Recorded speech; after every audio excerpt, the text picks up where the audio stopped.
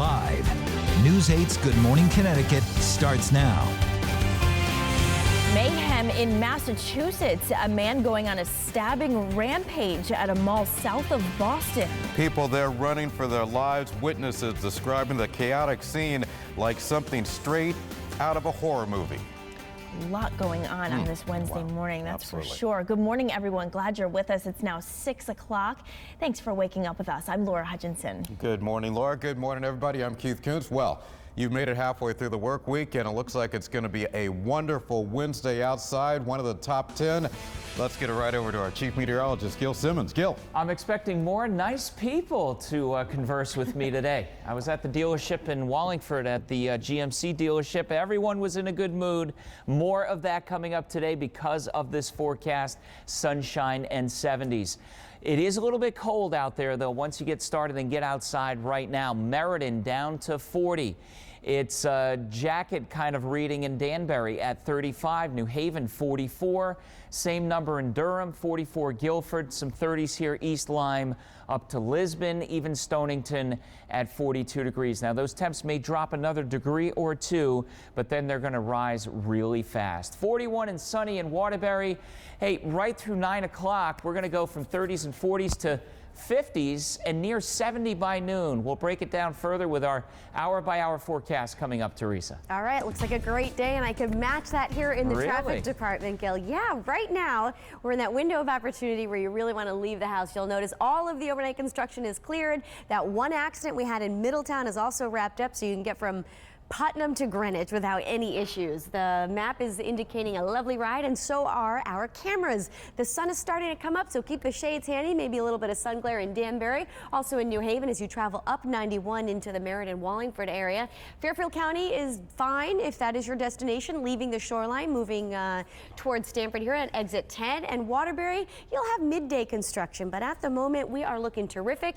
This is traffic moving along I-84 eastbound. Set the cruise control, take off right into Hartford. Westbound looks great. Middlebury, Southbury, Newtown, and Danbury. If you are taking off on a plane today, good news. Everything is on time and on schedule at our area airports. Metro North looks good, and the bridge along Route 34 has just reopened. Check the cameras for yourself at WTNH.com. We'll send things over to you, Keith. Teresa, thank you. Developing story we are watching closely. Investigators are gathering evidence this morning following a deadly stabbing spree in Massachusetts south of Boston. It started with a car crash, ended with people running for their lives. Here's ABC's Lauren Lister. And all of a sudden people were hollering, "There's a killer, there's a killer." A normal day at this Massachusetts shopping mall quickly turning into a scene from a horror movie. A couple noises. I couldn't tell if it was a gunshot or couldn't tell. I saw people running, kids running, younger girls running. The noises were those of a man on a stabbing rampage. 28-year-old Arthur DeRosa dead by the end of his attacks, but not before causing horrific mayhem, starting in this neighborhood. According to authorities, this car crash involved the suspect, who then reportedly forced himself into this home, stabbing a mother and daughter with a kitchen knife, the 80-year-old mom dying. It was kind of chaos, definitely not in the right frame of mind. Then the assailant taking this car to a nearby mall and crashing it into the front door of the Macy's, attacking more people once inside, then running to this Bertucci's restaurant, continuing his spree. He came from the back of the restaurant and he was walking towards the front light, and as he was coming he was slashing people, and people were throwing chairs at him and stuff. Witnesses fighting back or hiding. I went to the beauty salon and I told them, "There's a killer, there's a killer," so they all got up and we all went in the back room. Lauren Lister, ABC News, New York.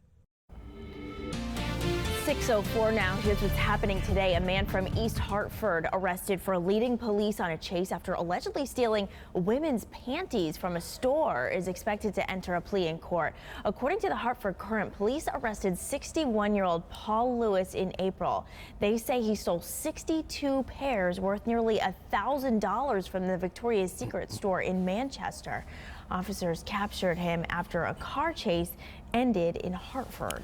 A new twist in a sexual assault investigation at a New Hampshire prep school that made national headlines. Recently released court documents show Owen Labrie's attorneys tried to introduce evidence that his roommate had also been having sex with an underage student, but the roommate was not prosecuted. Lavery's attorney said back in August that the roommate's mother is on the board of trustees at St. Paul School. The roommate has not been charged with a crime. Now to vote 2016 this morning. The votes are in and the winners determined in the presidential primaries in 2 more states. Democratic White House hopeful Senator Bernie Sanders picks up a big win in West Virginia. Rival Hillary Clinton still holds a big delegate lead, but Sanders is not giving up. Donald Trump is the only remaining Republican contender, easily getting the win in both West Virginia and Nebraska. And we've got your back when it comes to the race for the White House. Be sure to stay with News 8 for continuing coverage of Vote 2016 all the way through the general election in November. Keith. All right, Laura, there is some good news to tell you about this morning related to prices at the pump. Here's a look at where things stand this morning. The national average $2.20 a gallon. The average cost for a gallon of gas here in Connecticut, as you see, $2.35. News 8's Kent Pierce is live at the rest stop in Milford this morning with what we can expect for the summer driving season to come. Good morning, Kent. Good morning to you, Keith. And yes, gas prices have been going up, but only by a couple of pennies in the last couple of weeks. So if you can picture the graph charting gas prices, that curve is starting to flatten out. If it stays flat for a while, we could be in for a summer with much cheaper gas than we saw just last year at this time. The price of a gallon of regular in Connecticut is $2.35 right now, 15 cents higher than the national average, but it's about 47 cents lower than it was this time last year. So that's some big savings for you every time you fill up. The price is about 19 cents higher than it was a month ago, but it's only gone up a penny in the last week. That's the flattening of the curve I was talking about, and the AAA is optimistic that we may have seen about as much of a summer price bump as we're going to see. We switch over to summer blends. They're ramping up production now. Crude oil is kind of inching up, so there may be a little, a little wavering of the number.